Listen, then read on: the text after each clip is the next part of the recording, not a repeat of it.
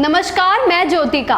देश विदेश की मुख्य खबरों की ओर रुख करने से पहले आइए नजर डालते हैं उनकी हेडलाइंस पर। नोएडा में 3000 करोड़ की लागत से बनेगा अपैरल पार्क। शिंदे कैबिनेट ने बदला औरंगाबाद और उस्मानाबाद का नाम। हिमाचल में 2 माह के लिए रिवर राफ्टिंग पैराग्लाइडिंग पर रोक। यूपी के मंत्री का अखिलेश यादव को जवाब। यूपी में 29,000 करोड़ से बनाए जाएंगे 1828 kilometre national highway. PM Modi के दौरे के बीच माहौल बिगाड़ने की साजिश। उस वक्त जितना शोर मचाते थे, आज उतना ही मौन।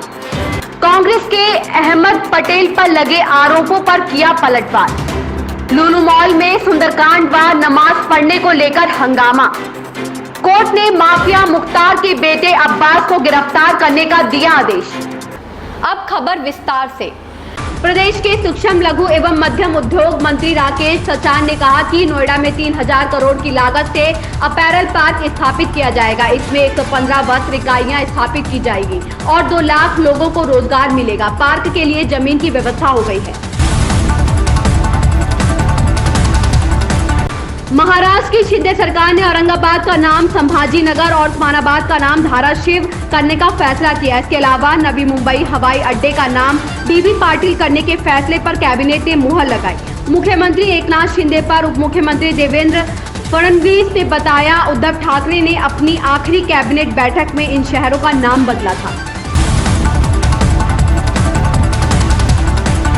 बरसात के मौसम को देखते हुए हिमाचल में 2 माह के लिए रिवर राफ्टिंग, पैराग्लाइडिंग और सभी प्रकार की साहसी खेल गतिविधियों पर रोक लगा दी गई है। आधिकारिक तौर पर यह रोक 15 जुलाई से 15 सितंबर तक रहेगी। व्यास नदी में अब राफ्टें नहीं उतर पाएंगे। हालांकि जिला प्रशासन ने इन गतिविधियों पर 1 सप्ताह पूर्व रोक लगाई थी और बारिश के बाद हालत सामान्य होने पर फिर से शुरू करने की बात कही थी, लेकिन लगातार बारिश होने और व्यास नदी का जलस्तर बढ़ने से रोक को बढ़ा दिया गया है।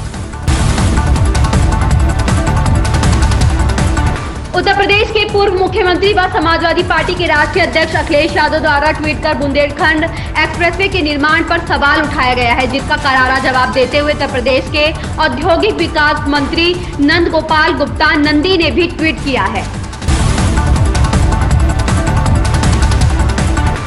लोक निर्माण विभाग के मंत्री जितिन प्रसाद ने कहा कि प्रदेश में 29,000 करोड़ रुपए की लागत से 1828 किलोमीटर लंबे नेशनल हाईवे बनाए जाएंगे। विभाग की ओर से बीते वर्ष राष्ट्रीय राजमार्ग प्राधिकरण को प्रस्तुत 662 किलोमीटर लंबे नेशनल हाईवे निर्माण के लिए 13,325 करोड़ रुपए की परियोजनाएं मंजूर हो चुकी है।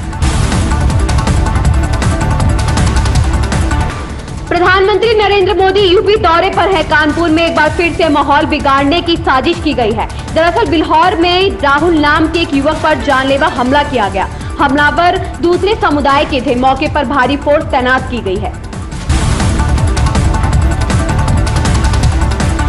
देश में रुपए के अमेरिकी डॉलर के मुकाबले 80 अंक के ऐतिहासिक निचले स्तर के करीब पहुंचने के बाद कांग्रेस पार्टी मोदी सरकार पर हमलावर हो गई है। राहुल समेत कांग्रेस के कई नेता प्रधानमंत्री मोदी को घेरना शुरू कर दिया है। कुछ नेताओं ने पीएम मोदी को देश के लिए हानिकारक तक बता दिया है।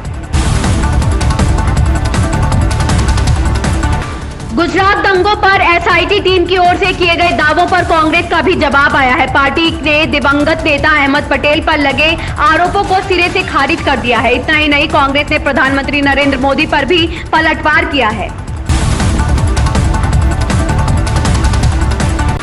लुलु मॉल में नमाज पढ़ने के विरोध में हिंदू संगठनों ने शुक्रवार को सुंदरकांड के पाठ का आह्वान किया था। देर शाम करीब 7 बजे 3 युवक वहां सुंदरकांड पाठ करने के लिए पहुंचे तो हंगामा शुरू हो गया। वहीं एक युवक नमाज पढ़ने के लिए पहुंचा था। मॉल में काफी हंगामा होने लगा तो पुलिस को सूचना दी गई। मौके पर पहुंची पुलिस ने 4 युवकों को हिरासत में लिया है।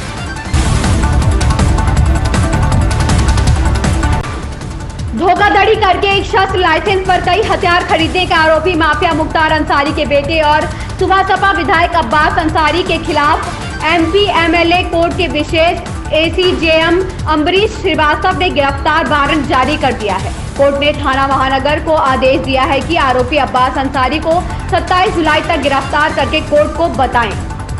ऐसी ही ताजा खबरों से जुड़े रहने के लिए बने रहे हमारे साथ।